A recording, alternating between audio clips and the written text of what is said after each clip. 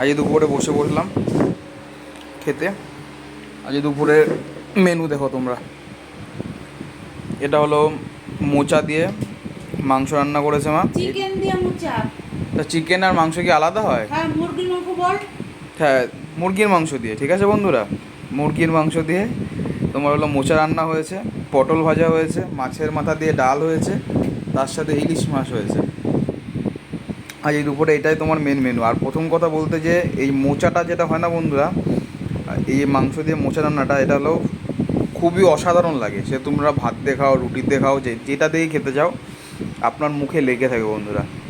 সব থেকে ফেভারিট তো এটা। তারপরে যদি ফেভারিট যদি বলা যায় তাহলে মাছের মাথা দিয়ে ডাল, আর সবার লাস্টে ইলিশ মাছ। ইলিশ মাছটা খাই সেরকম খুব ভালো না, আবার খুব খারাপও না, মিডিয়াম, কিন্তু এটা একটু বেশি ভালো খায় মোচা দিয়ে,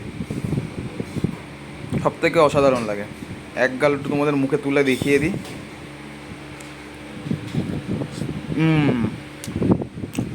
অসাধারণই হয়েছে, অসাধারণ।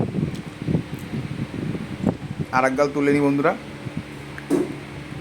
বন্ধুরা ভিডিওটা ঠিকঠাক করে আমার দেওয়া হচ্ছে না, বাড়ির একটুখানি মাঝে মাঝে প্রবলেম হয়, সেই প্রবলেমের কিছু প্রবলেম থাকে, সেই প্রবলেমের কারণে ভিডিওটা আপলোড করা হয় না।